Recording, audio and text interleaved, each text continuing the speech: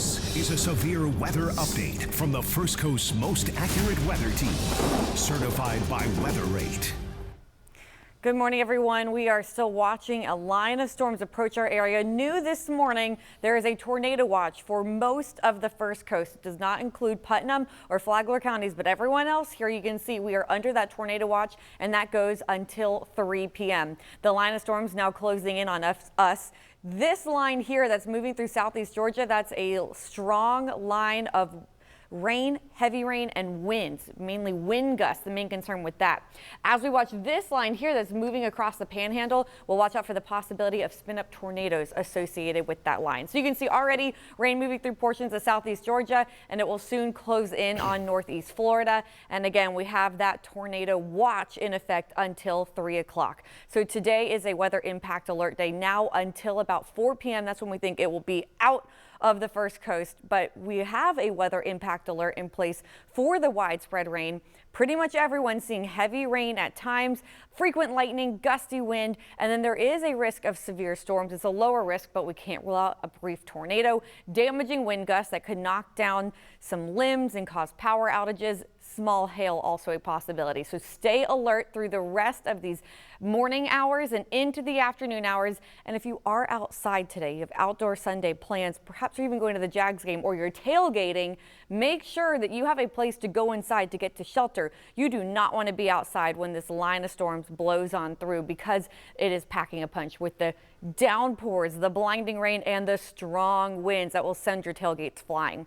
We have been highlighted by the Storm Prediction Center under that risk of severe weather. The yellow here, that's a slight risk, which means it's a level 2 out of 5 when it comes to severe weather. The green, that's a lower risk, a level 1 out of 5 for severe weather, but still, we can't rule out damaging wind gusts, an isolated brief tornado, frequent lightning, or small hail. So as mentioned with the Jags game, we will watch out for the possibility of the storms rolling through during the tailgate, perhaps even lingering into the kickoff time.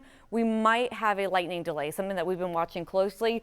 The good news is the line is moving quickly, so the rain will be out of here 2, 3, 4 o'clock. It should stay breezy, cloudy, and humid too, with temperatures sitting in the 70s. But for right now, what is happening right now, I want to toss things over to meteorologist Robert Speta.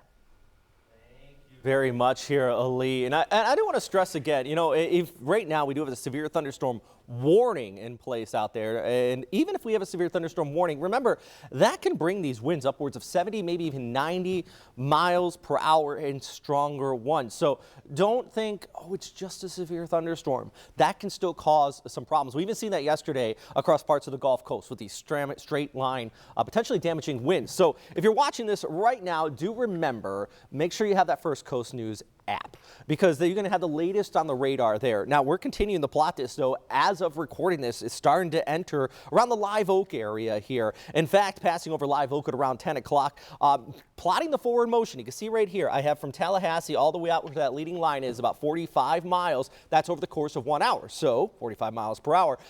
This could arrive near Jacksonville around 12, maybe 12 to about 1 o'clock. We're going to be seeing the leading edge of this, which is almost a tsunami of wind, I would like to call it. It's kind of that shelf cloud, that leading edge of it, that you're going to see kind of the windiest conditions with this. Now, there is this tornado watch in place. But as Lee just alluded to here, you know, we're seeing these storms kind of set up a lot more linear, meaning that it really is all about that straight line winds that are kicking on through. But this is still putting on a lot of lightning. Look at this, 180 strikes over the last about 15 minutes. You got the leading edge of these winds. We did have a tornado warning just around Madison a few minutes prior to recording this. That's kicking on by, and the big thing is this is moving well towards north. But it's really in these notches. We're going to keep an eye out over the next few hours for that potential of a further tornado warning. But at the very least, I mentioned there's a severe thunderstorm warning. It stretches all across the panhandle into the Big Bend area, and that is marching its way off towards the east, towards Jacksonville. And this is a key thing. We look at the satellite imagery right here. See the clearing, that darker kind of over Jacksonville? That's sunshine coming down, which is going to allow things to heat up in instability. We want cloud cover here on the First Coast, and unfortunately, we are getting some breaks in the sun, or excuse me, breaks in the clouds. That's increasing sunshine and can increase instability. So as Lee just mentioned, if you're heading outside, the Jags game, anything like that, stay weather aware. The good news, most of this is going to be out of here, especially by about dinner time. So we're going to keep you posted at firstcoastnews.com, the First Coast News Plus, and of course here on air when we have any of this severe weather erupting. I'm meteorologist Robert Spetta with meteorologist Lee Southwick. Please stay tuned as we continue to track these storms moving across our area. Stay with the First Coast's most accurate weather team. Stay safe and informed. Download the First Coast News app now. First Coast News, on your side.